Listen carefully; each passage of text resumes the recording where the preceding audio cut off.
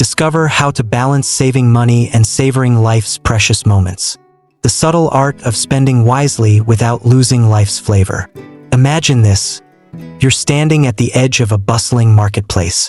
Around you, vibrant life unfolds, children laughing, couples holding hands, vendors passionately selling their wares. In your pocket, there's a modest sum of money. The question you face isn't just, what should I buy? It's far deeper. What do I value most in this fleeting moment of existence? That's what we're exploring today. How to navigate the delicate dance between holding on to your hard-earned savings and embracing the fleeting, beautiful opportunities life offers. I want you to picture the last time you said no to something because it felt extravagant or unnecessary. Did you regret it later? Or did you feel proud of your restraint? Now, let's flip it. When was the last time you indulged in something meaningful? A dinner with friends, a spontaneous trip, and cherished it for years after? What do these moments reveal about what we truly treasure? In this journey, we'll dive into the heart of what it means to balance prudence and passion. At its core, this isn't just about money, it's about values. And it begins with a powerful Stoic concept, the dichotomy of control.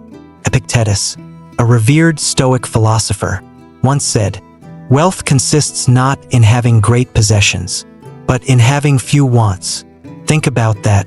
It's not about how much you earn or save, but how aligned your desires are with your reality. Here's where the tension lies.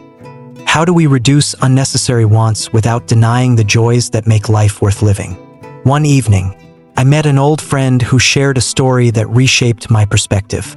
She was a single mother raising 2 children on a modest salary. Her income barely covered her bills. Yet every month, she set aside $10 for a memory fund. That fund wasn't about splurging but creating intentional, joyful experiences, a simple picnic, a trip to the museum, or baking cookies together. She told me, "Those moments remind me why I work so hard. Without them, life would just be survival." Ask yourself, what's your version of a memory fund? How much of your money is directed toward moments that nourish your soul rather than fleeting pleasures or empty consumption? Let's face it, saving money often feels like a war between logic and desire. Imagine walking into a store, seeing something you've wanted for months. Your heart races. Your mind justifies, "I deserve this." But a small voice counters, "Will this bring lasting joy or momentary gratification?" This conflict is universal. The Stoics approached it with a disciplined mindset, challenging us to pause and reflect before acting. Marcus Aurelius, in his Meditations, advised, "Ask yourself, is this essential?" Now, think of your latest purchase. Was it essential? Did it align with your core values?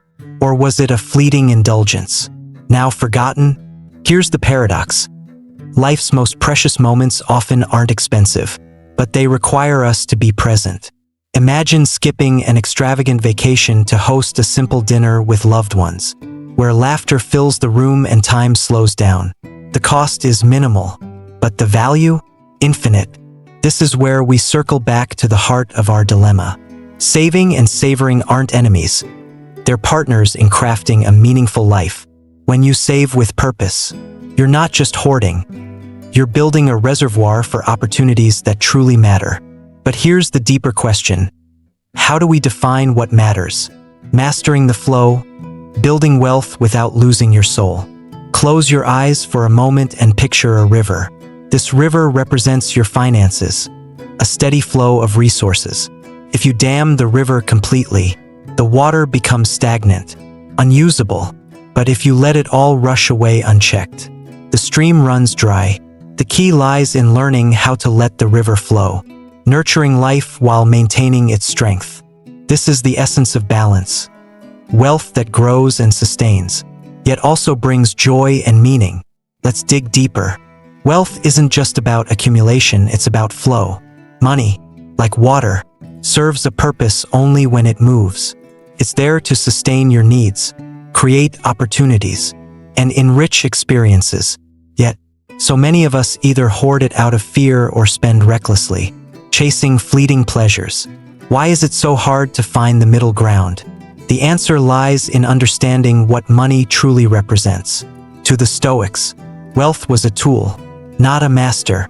Seneca, a wealthy Roman philosopher, once said, "It is not the man who has too little, but the man who craves more.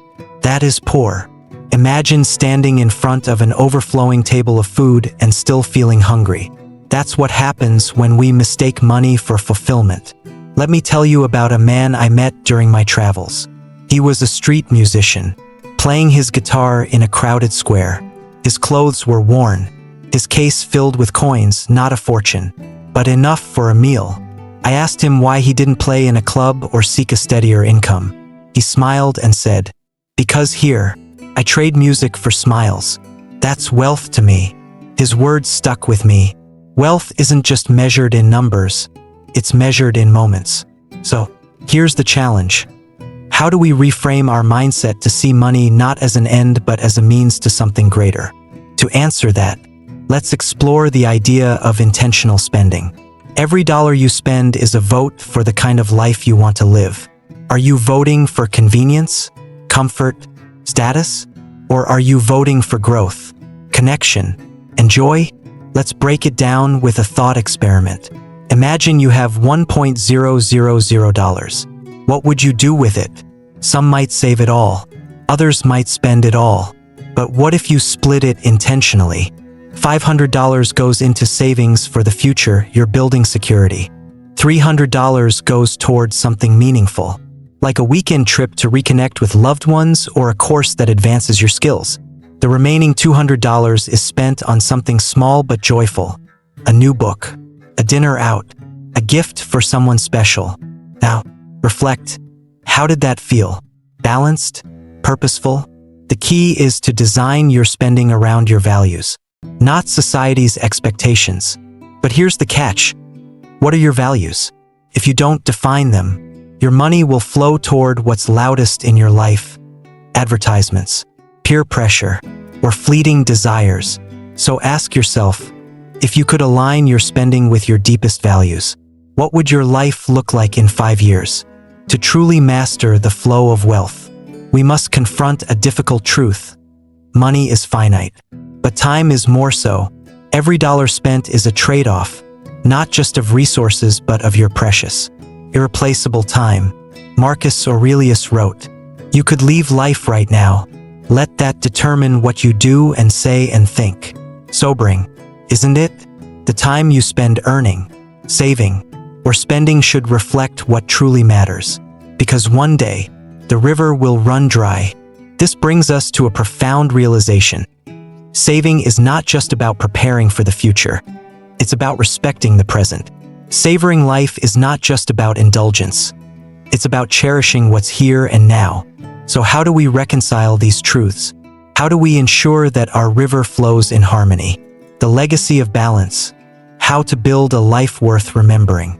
Let's step back and take a bird's eye view of this journey. Imagine you're looking at your life from the end of your days. What would you see? A mountain of savings left untouched? A series of fleeting indulgences without substance? Or a collection of moments, simple, profound, irreplaceable, that defined your time on earth? This is the ultimate question. What kind of legacy are we building with the choices we make today? Legacy isn't about grandeur. It's about intention. Think about the people who've touched your life the most. Was it their wealth or possessions that left an impact? Or was it the moments they shared, the lessons they imparted, the love they gave? Now, consider how you want to be remembered. Will your financial decisions tell a story of fear and scarcity? Or will they reflect courage, joy, and connection? There's a timeless parable about a fisherman and a businessman that embodies this idea. The businessman encounters a fisherman sitting peacefully by the sea, fishing with a simple rod. The businessman asks, "Why don't you invest in a better boat, catch more fish, and build a thriving business?" The fisherman replies, "And then what?" The businessman says, "Well, you could expand, earn more money, and eventually retire to enjoy a peaceful life." The fisherman smiles and says, "But I'm already doing that." This story isn't a dismissal of ambition. It's a reminder to evaluate what truly fulfills us. Saving for the future is wise, but living with intention today is essential. Let's talk about the mechanics of balance. Saving money is often about protecting yourself from the unknown. It's a shield, a safety net, but savoring life, that's the act of stepping into the unknown, embracing the unpredictable beauty of existence.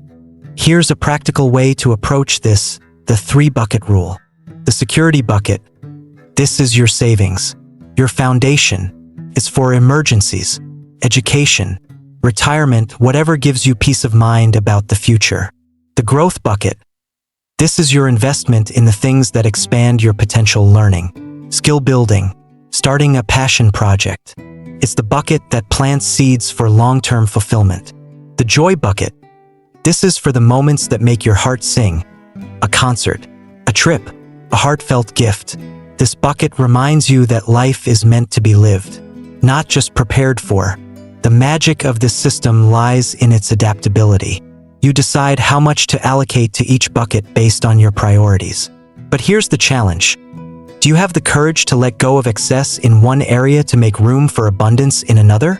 Now let's talk about a deeper dimension: generosity. Marcus Aurelius once wrote, "What we do now echoes in eternity." Generosity, whether with your money, time, or love, is the ultimate act of savoring life. It creates ripples far beyond what we can see. Think about a time someone's generosity changed your life. Was it a gift, an opportunity, or a simple act of kindness? Now ask yourself, how can you extend that same impact to others? Generosity doesn't have to be extravagant. It can be as simple as buying coffee for a friend, volunteering your time, or offering words of encouragement. But here's the paradox. When you give freely, you often feel richer, not poorer. Why? Because generosity aligns your actions with your values, creating a sense of purpose that no amount of saving or spending can replicate. So here's where we land. Life is a balancing act, and the stakes couldn't be higher. Save with intention, savor with gratitude, and let generosity guide your legacy. But I want to leave you with one last question. A question that only you can answer. When your time here is done, what story will your money and moments tell about the life you lived? The answer to that question isn't found in numbers or possessions. It's found in the choices you make today, the river you shape, the moments you cherish, the legacy you leave. And remember, the best way to balance saving money and savoring life's precious moments is to live every day as if both are equally sacred. Take this wisdom and make it your own. And when you find your balance, let us know how your story unfolds. Until then, keep seeking, keep saving, and most importantly, keep savoring.